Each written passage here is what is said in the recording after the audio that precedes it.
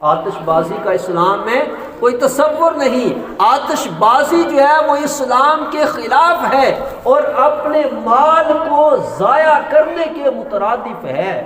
حضرات محترم رسویہ کے اندر جو ہے وہ لکھتے ہیں کہ یہ جو ہے نا مال کو ضائع کرنا، جو ہم آتش بازی کرتے ہیں تو یہ تبذیر میں آتا ہے، مال کو ضائع کرنے کے زمرے میں آتا ہے۔ جس طرح ہمارے شادیوں کے اندر اور شب برات کے اوپر جو سلسلہ رائج ہے،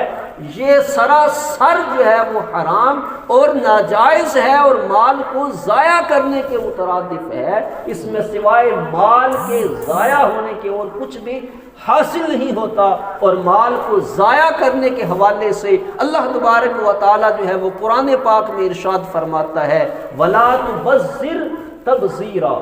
کہ فضول خرچی نہ کرو،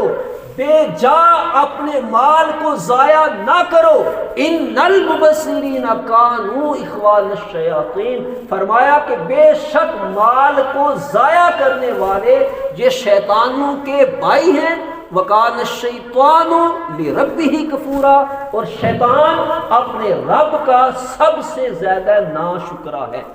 اگر ہم اللہ تبارک و تعالیٰ کے اوپر ایمان رکھتے ہیں، اللہ کے رسول پہ اوپر ایمان رکھتے ہیں، تو ہمارا یہ کام بنتا ہے کہ ہم وہی کام کریں جس سے اللہ اور اس کا رسول راضی ہو، اور وہ کام کہ جس سے شیطان راضی ہو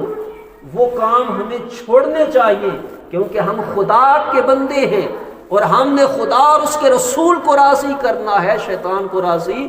نہیں کرنا۔ شیطان کے بارے میں تو اللہ تعالیٰ نے قرآن پاک میں بار بار ارشاد فرمایا کہ اِنَّهُ لَكُمْ عَدُوٌّ مُّبِينٌ، وہ تو تمہارا کھلم کھلا دشمن ہے، وہ تو تم سے ایسے کام کروانا چاہتا ہے کہ جس سے اللہ اور اس کا رسول تم پہ ناراض ہو جائے۔ تو اس لیے شیطان کو ہم نے راضی نہیں کرنا بلکہ ہم نے رحمان کو راضی کرنا ہے۔ اور یہ آتش بازی جو ہے اس کا موجد کون ہے، اس کو کس نے ایجاد کیا، تو اس حوالے سے